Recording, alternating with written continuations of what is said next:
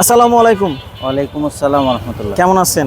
জি আলহামদুলিল্লাহ। হুজুর, আপনার কাছে কি আইটেমের কেক আছে? আমার কাছে butterscotch, orange, mango, blueberry, chocolate আর পুডিং আছে। এগুলো বানায় কে? এগুলো আমার বাসায় বানায় আর কি, আমার ওয়াইফ। আপনার ওয়াইফ বানায়? এই জিনিসটা বানানো শিখছে হচ্ছে আমার বাচ্চারা কেক পছন্দ করে, সেই থেকে এটা বানানো শেখা। এরপরে যেহেতু এটা খুব ভালো বানাইতে পারে, এই জন্য এই বিজনেস স্টার্ট করা আর কি। তারপরে যখন দেখলাম যে এখানে আলহামদুলিল্লাহ সেল ভালো হচ্ছে, তো ভাবলাম যে এখানে আমি তো বিকালে সন্ধ্যায় আমি ফ্রি থাকি, তো সেই হিসাবে ভাবলাম যে আমি এখানে একটু ট্রাই করি, যে ভালো জিনিসটা মানুষকে দেওয়ার চেষ্টা করি। আর মানুষ যদি ভালো পায়, ভালো লাগে মানুষের, তাহলে আবার আসবে। তো সেই আশা নিয়ে আমি আসছি। আলহামদুলিল্লাহ, আমি প্রথম দিন যেদিন আসছি সেদিন তো প্রথম ছিলাম।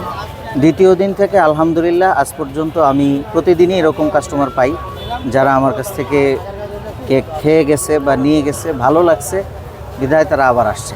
এরকম কাস্টমার আমি অনেক পাইছি আলহামদুলিল্লাহ। এখানকার প্রাইস তো আসলে সবাই জানে, এটা এখানকার রেট, যেহেতু এটা মেলার মতো, তো এটার রেটটা একই, যে কোনোটাই নেন পিস 100 টাকা। আগে তো নির্বাচন কমিশন ভবন আর আইসিটি টাওয়ারের সামনে ছিল, এখন আমরা আছি নির্বাচন কমিশন ভবনের ঠিক পাশের রাস্তায়, যেটা হচ্ছে নির্বাচন কমিশন ভবন আর ইসলামিক ফাউন্ডেশন ভবন, দুইটার মাঝখানে যে রাস্তাটা, এই রাস্তায়।